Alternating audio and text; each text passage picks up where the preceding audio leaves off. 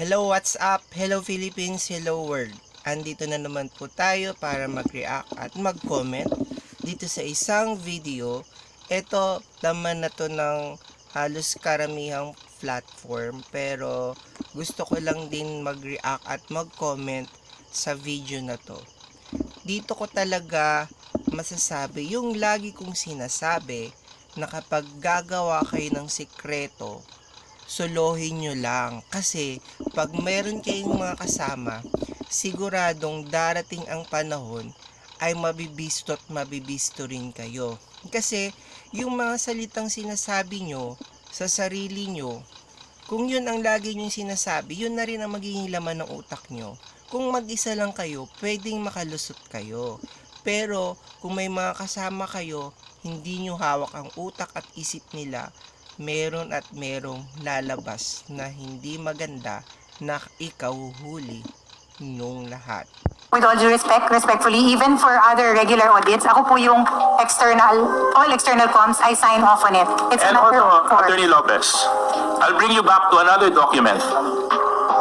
August 21, 2024, muli na naman po kayong sumulat kay Chairman ng COA. At dito, sa laman po ng sulat ninyo, ipinapakiusap ninyo na kung maaari, huwag i-share ang audit observation ng COA sa Kongreso. Noong August 13, 2024, nag-issue ang House Committee ng Appropriations ng subpoena, Duces Tecum, sa COA kaugnay ng COA Audit Report tungkol sa pondo ng OVP at DepEd. Matapos ang ilang budget hearing kung saan tinalakay ang paggastos ng OVP at ng DepEd Secretary ng pondong ito na umaabot ng 125 million pesos sa loob lamang ng Ito na nga yung sinasabi natin eh. The more you lies, the more you are revealing the truth. So, tingnan nyo, ang dami-dami ng nadawit. So, kaya pala, walang nagsasalita habang iniimbestigahan ng issue ng confidential fund ng DepEd ng Office of the Vice President since start.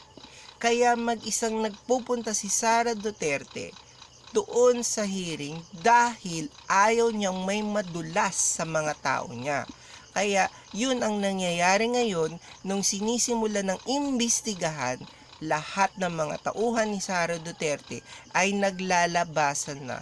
Lahat ng mga baho, lahat ng mali, lahat ng hindi ka nais-nais na ginagawa nila. So, totoo nga, hindi rin nag-iisa si Sara Duterte.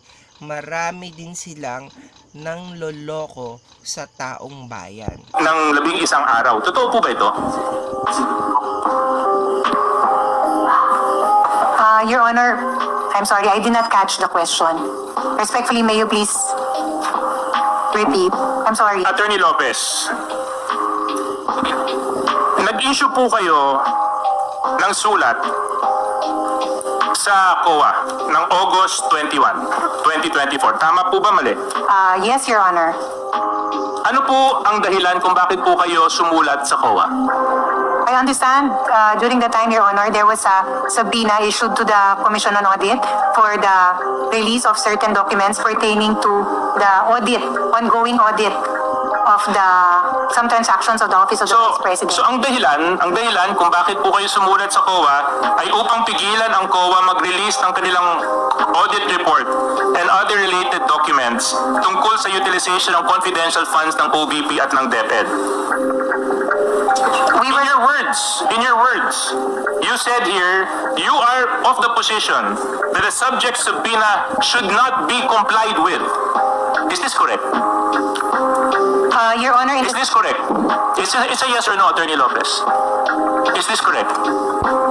Were these the words you affixed on? Yan, yung mga ganyang senaryo, yung hindi ka makasagot agad ng yes or no, dadalawan na lang yung pagpipilian mo eh.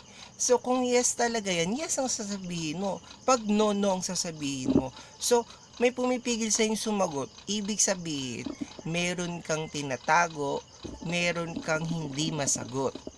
Meron kang ayaw sagutin. Yun lang yun eh. Yes or no na lang, hindi ka pa makapili. Daw dapat sabihin na lang sa'yo, yes talaga. So, ito talaga yung sinasabi ko, maling-mali talaga na kumampi kayo sa mali. So, totoo naman kasi ongoing pa rin yung audit. Pero nilabas na nila yung audit eh. So, anong ibig nyo sabihin? Kasalanan ng COA?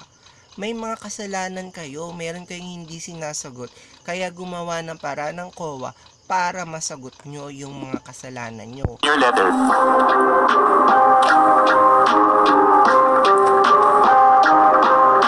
Your Honor, It's a yes or no, Attorney Lopez. Oo lang po at hindi. Nandito po yung copy ng sulat. Kung gusto niyo po, bigyan ko po kayo ng copy ng sulat ninyo. may I please At saka have... nandito po yung signature ninyo sa kopya, sa sulat. Your Honor, respectfully, may I request a copy of the said letter?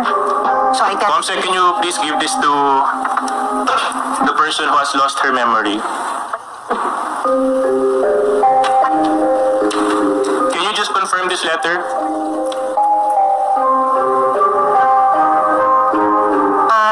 Yes, Your Honor. Okay. Indicated in Anyway, the second Comsec, I have my copy back.